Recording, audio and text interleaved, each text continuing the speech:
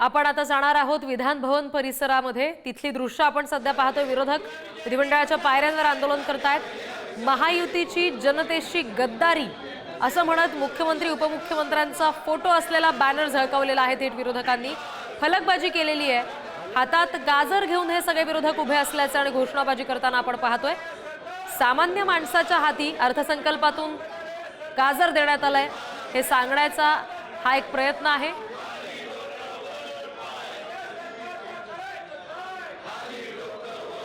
आणखी तपशील घेऊया। प्रतिनिधी सुशांत सावंत आपल्याशी जोडले गेले त्यांच्याकडून। सुशांत, काय नेमकं सध्या विधिमंडळ परिसरामध्ये घडतंय? काय नेमकं या सगळ्या आंदोलन करणाऱ्या विरोधकांचं म्हणणं आहे? रिद्धी, अर्थसंकल्प अधिवेशनाचा दुसरा दिवस आहे आणि अर्थमंत्री अजित पवार यांनी बजेट मांडल्यानंतर आज खऱ्या अर्थानं चर्चा सुरू झालेली आहे। मात्र विरोधक जे आहेत ते आज दिवसभरापासून आक्रमक दिसत आहेत। आता विरोधक विधान भवनाच्या पायऱ्यावर आंदोलन करतायत। लाडक्या बहिणींचा विसर जो आहे तो सरकारला पडलेला आहे। शेतकऱ्यांची फसवणूक जी आहे ती सरकारने केलेली आहे आणि हातात गाजर घेऊन विरोधकांनी आज आंदोलन करण्याचा प्रयत्न केला। आपण पाहिलं असेल तर महायुती सरकारनं निवडणुकीच्या आधी ज्या घोषणा दिल्या त्याची पूर्तता केली नाही असा आरोप खऱ्या अर्थाने विरोधक करताना पाहायला मिळतात। त्यामुळे अर्थमंत्री अजित पवार यांनी जो अर्थसंकल्प काल मांडला त्यावर कुठेतरी विरोधक नाराजी व्यक्त करतायत। विरोधकांकडून जोरदार टीका करण्यात येते। अर्थमंत्री अजित पवार, मुख्यमंत्री देवेंद्र फडणवीस आणि उपमुख्यमंत्री एकनाथ शिंदे यांचा बॅनर घेऊन खऱ्या अर्थानं महाविकास आघाडीचे आमदार विधान भवनाच्या पायऱ्यांवर आपल्याला आक्रमक दिसले। जी जी सुशांत, या सगळ्यांच्या हातात फलक सुद्धा दिसतायत। काय नेमकं त्याच्यावर लिहिले? त्याच्यातून सरकारला काय सांगायचंय विरोधकांना? रिद्धी, जे महाविकास आघाडीच्या आमदारांच्या हातात फलक आहेत त्यामध्ये कशा पद्धतीने आश्वासन दिली आणि कशा पद्धतीने ते पूर्ण केली नाही याचा अर्थात ते मेसेज देण्याचा प्रयत्न आहे। यामध्ये लाडक्या बहिणीला या सरकारनं वाऱ्यावर सोडलेला आहे। निवडणूक झाली, लाडक्या बहिणींचा विसर पडला अशा आशयाचे खऱ्या अर्थानं फलक या ठिकाणी आपल्याला पाहायला मिळाले। तर दुसरीकडे एक अजून बॅनर होता त्यामध्ये महायुतीचे थापाभारी, महाराष्ट्राला केलं कर्जबाजारी अशा आशयाचा फलक होता। त्यामध्ये दुसरा होता राज्यावर कर्जाचा डोंगर, कंत्राटदारांसाठी पैशाचा रोलर असे बॅनर जे आहेत ते विरोधकांकडून आज झळकवण्यात आले होते। राज्य सरकारने ज्या घोषणा केल्या होत्या महायुती सरकारने त्याची पूर्तता नाही आणि आरोप विरोधकांकडून करण्यात येतो। जी निश्चित, धन्यवाद सुशांत या सगळ्या माहितीसाठी। हे दृश्य आपण पाहतोय विधान भवन परिसरातली। पायऱ्यांवर सध्या विरोधक आंदोलन करतात। पोस्टरबाजी केली गेलेली आहे। मुख्यमंत्री उपमुख्यमंत्री यांचा फोटो या बॅनरवर आहे आणि जनतेच्या हाती मात्र अर्थसंकल्पातून काहीच आलं नाही हे सांगण्याचा प्रयत्न या आंदोलनाच्या माध्यमातून, घोषणांच्या माध्यमातून विरोधक करतात।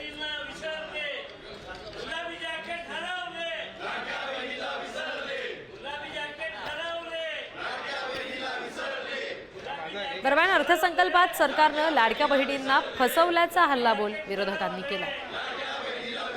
आमच्या सगळ्यांचं हेच मत आहे की जर तुम्ही इलेक्शनच्या काळामध्ये बोलला असता की आम्ही 1500 वरनं 2100 लाडक्या बहिणी योजनेचं मानधन करू, पण ते 2 वर्षानंतर सत्तेत आल्यानंतर करू, तर आम्ही मान्य केलं असतं।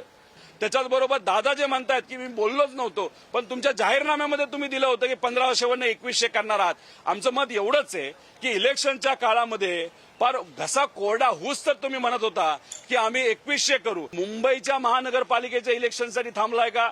तिथं तुम्ही जिल्हा परिषद पंचायत समितीच्या इलेक्शनसाठी थांबलाय का तुम्ही डायरेक्ट लोकसभेसाठी थांबलाय? हे लोकांना सांगावं। म्हणजे जे काय तुम्ही करता फक्त इलेक्शनच्या आधी जुमला करता, इलेक्शन झालं तर मात्र लोकांना विसरून जाता असं आपल्याला म्हणावं लागेल। या योजनांचं महत्व संपलं आणि एकनाथ शिंदेंचंही महत्व कमी झाल्याचं लक्षण एकूण त्या योजनांच्यावर लक्ष घातल्यानंतर लक्षात येईल। लाडकी बहीण योजना ही मुळात एकनाथ शिंदेजींचीच कल्पना होती। त्यांना वाटलं मी मुख्यमंत्री मला करतील, त्यामुळे त्यांनी पायावर धोंडा मारून घेतला असं माझं मत आहे। एक तर राज्याच्या तिजोरीला भार पाडलाय आणि बहिणींच्या, लाडक्या बहिणींच्या याच्यामध्ये बहिणींना दिलं त्याचा आनंद, पण त्यांनी आणलेली योजनेचा फायदा त्यांना काय झाला हे आता कळत आहे। परंतु दुर्दैवानं एकनाथजी शिंदे साहेबांनी आणलेल्या योजनांना बंदच करायचं ठरवलं आहे। खात्री नाही त्या योजना बंदच होतील। गेल्या वेळेला आम्ही जाहीर केलेला आहे, पुढच्या वेळेला आम्ही आणखीन ते बजेट वाढवणार आहोत अशा प्रकारचा आभास निर्माण केला। परंतु प्रत्यक्षपणे 33,000 कोटी रुपयाचं वाटप झालं आणि पुढच्या वर्षाकरता 36,000 कोटी रुपयाचं बजेट हे लाडक्या बहिणी करता योजनेकरता ठेवलेलं आहे. हे 36,000 रुपये सुद्धा खर्च होणार नाहीत. याचं कारण असं आहे की 2,53,00,000 ह्या महिला आता लाभपात्र झालेल्या आहेत, परंतु जवळजवळ त्यातल्या 10 लाख महिलांना आता त्या ठिकाणी चौकशीच्या फेऱ्याखाली अडकवून कमी करण्याचं त्या ठिकाणी घाट सरकारनं घातलेलं आहे. फक्त आणि फक्त या अर्थसंकल्पामध्ये गाजर दाखवण्याचं पाप या सरकारने केलंय, त्यांचा आम्ही निषेध केलेला आहे. मला असं वाटतं की बघा, आता ही एक निर्लज्जपणाची परिसीमा झाली. तुम्ही जर बघितलं असेल, तुम्ही दाखवलं ना, तुम्ही होतात खालच्या सभागृहामध्ये आणि वरच्या सभागृहामध्ये. जेव्हा राज्यपालांच्या अभिभाषणावर आम्ही बोलत होतो आणि आम्ही नापसंती दर्शवली होती, त्यावेळेला खालच्या सभागृहामध्ये मुख्यमंत्र्यांनी आणि अजितदादा त्यांच्या बाजूला बसले होते. वरच्या सभागृहामध्ये उपमुख्यमंत्र्यांनी, तेव्हाही अजितदादा बाजूला बसले होते.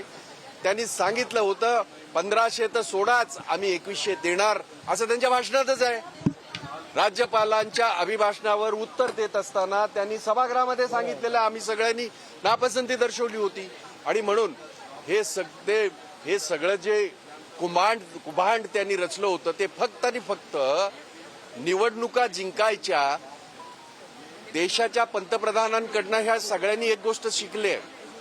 2014ला देशाच्या पंतप्रधानांनी केलेली जुमलेबाजी प्रत्यक्षात या देशाच्या 140 कोटी जनतेच्या पदरी काही पडलं नाही. गेली